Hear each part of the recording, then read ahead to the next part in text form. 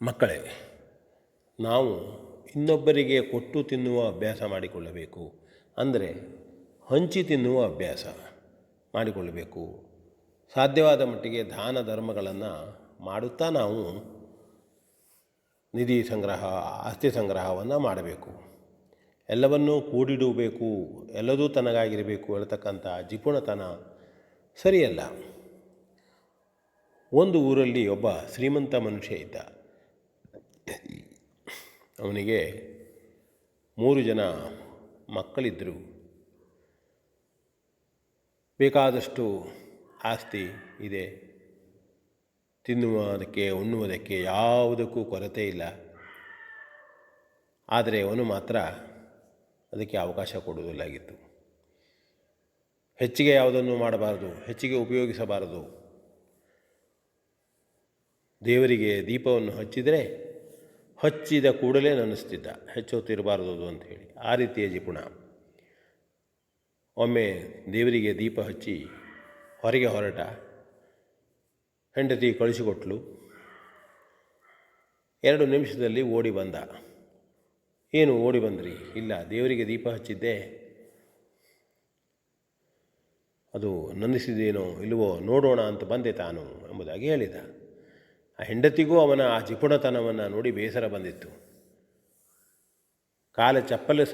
ಕಾಲಿಗೆ ಹಾಕಿದಂತಹ ಪಾದರಕ್ಷೆ ಸವೆದು ಹೋಗಲಿಲ್ವೋ ಎಂಬುದಾಗಿ ಕೇಳಿದಳು. ಇಲ್ಲ, ನಾನು ಬರುವಾಗಲೇ ಈ ಪಾದರಕ್ಷೆಯನ್ನು ಸವೆದು ಹೋಗಬಾರದು ಅಂಥೇಳಿ ಕೈಯಲ್ಲಿ ಕಂಕುಳಲ್ಲಿ ಹಾಕಿಕೊಂಡು ಬಂದಿದ್ದೇನೆ ಎಂಬುದಾಗಿ ಹೇಳ್ತಾನೆ. ಹೀಗೆ ಆ ರೀತಿಯಾದಂತಹ ಜಿಪುಣ. 1 ರೂಪಾಯಿಯನ್ನೂ ಕೊಡತಕ್ಕಂಥವನಲ್ಲ. ಕೂಡಿಟ್ಟು ಸಂಗ್ರಹಿಸುವುದೇ ಕೆಲಸ. ಹಾಗಿದ್ದಾಗ ಒಮ್ಮೆ ಒಂದು ಬೈರಾಗಿ ಅವನ ಮನೆಗೆ ಬರ್ತಾನೆ. ಅವನು ಎಲ್ಲೂ ಮಾತನಾಡಿದವಲ್ಲ. ಇವನ ಮನೆಗೆ ಬಂದಾಗ ಬೈರಾಗಿಯಲ್ಲಿ ಇವನು ಕೇಳ್ತಾನೆ, ಸ್ವಾಮಿ ಎಲ್ಲಿಂದ ಬಂದ್ರಿ? ಏನು ಕೊಡಲಿ, ಏನು ಬೇಕು ಅಂತ ಕೇಳುವುದಿಲ್ಲ. ಆಗ ಬೈರಾಗಿ ಹೇಳ್ತಾನೆ, ತಾನು ಬಹುದೂರದಿಂದ ಬಂದಿದ್ದೇನೆ. ನಾನು ಯಾರಾದರೂ ಏನಾದರೂ ಕೇಳಿದರೆ ಅವರಿಗೆ ಅದನ್ನು ಕೊಡಿಸ್ತೇನೆ. ತನ್ನ ಶಕ್ತಿ ಆ ರೀತಿ ಉಂಟು ಎಂಬುದಾಗಿ ಇವನಿಗೆ ಹೇಳ್ತಾನೆ. ಆಗ ಈ ಜಿಪುಣನಿಗೆ, ಓಹೋ, ಇವನು ಇಷ್ಟು ಮಾಡ್ತಾನೆ ಅಂತ ಆದರೆ ತನ್ನ ಆಸ್ತಿ ಇನ್ನೂ ಹೆಚ್ಚಿಗೆ ಮಾಡ್ಕೊಳ್ಬೋದು. ಹಾಗಾಗಿ ಇವನನ್ನು ಮನೆಗೆ ಕರೆದು ಊಟ ಬಡಿಸೋಣ ಎಂದು ಆ ಜಿಪುಣ ಆ ಬೈರಾಗಿಯನ್ನು ಮನೆಗೆ ಕರೀತಾನೆ. ಚೆನ್ನಾಗಿ ಊಟ ಬಡಿಸ್ತಾನೆ ಅವನಿಗೆ. ಅವನು ಹೇಳ್ತಾನೆ, ತನಗೆ ಕೇವಲ 1 ದಿನದ ಊಟ ಅಲ್ಲ, 8 ದಿನಗಳವರೆಗೆ ಇದೇ ರೀತಿಯಾಗಿ ತನಗೆ ಭಕ್ಷ್ಯ ಭೋಜ್ಯಗಳನ್ನು ಬಡಿಸಬೇಕು. ಜೊತೆಯಲ್ಲಿ ನೀವೆಲ್ಲರೂ, ಮನೆಯ ಜನ ಎಲ್ಲರೂ ಕುಳಿತು ಉಣ್ಣಬೇಕು ಎಂಬುದಾಗಿ ಆ ಬೈರಾಗಿ ಹೇಳ್ತಾನೆ. ವಿಧಿಯಾಸೆಗಾಗಿ ಈ ಜಿಪುಣ ಒಪ್ಪಿಕೊಳ್ತಾನೆ. ಇಲ್ಲದೇ ಇದ್ದರೆ ಅವನು ತನ್ನ ಹೆಂಡತಿಯ ಸೀರೆಯನ್ನೇ ತನ್ನ ಮಕ್ಕಳಿಗೆ ಬಟ್ಟೆಯಾಗಿ ಹೊಲಿಯುವುದಕ್ಕೆ ಹೇಳ್ತಕ್ಕಂಥವನು.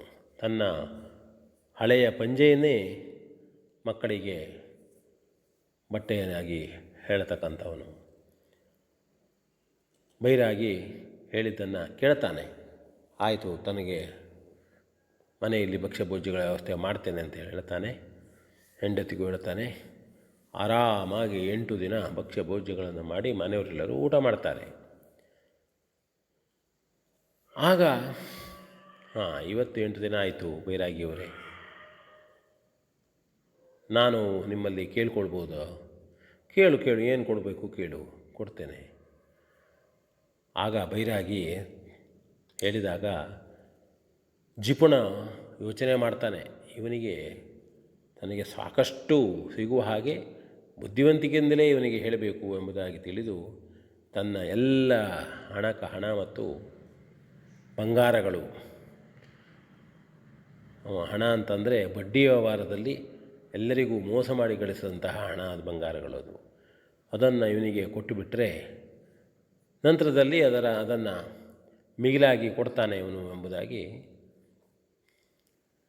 ಅವನ ಹತ್ರ ಕೊಡ್ತಾನೆ ಮತ್ತು ಹೇಳ್ತಾನೆ, ಇದನ್ನು ಮಿಗಿಲಾಗಿ ಮಾಡಿಕೊಡ್ಬೇಕು ತನಗೆ ಎಂಬುದಾಗಿ.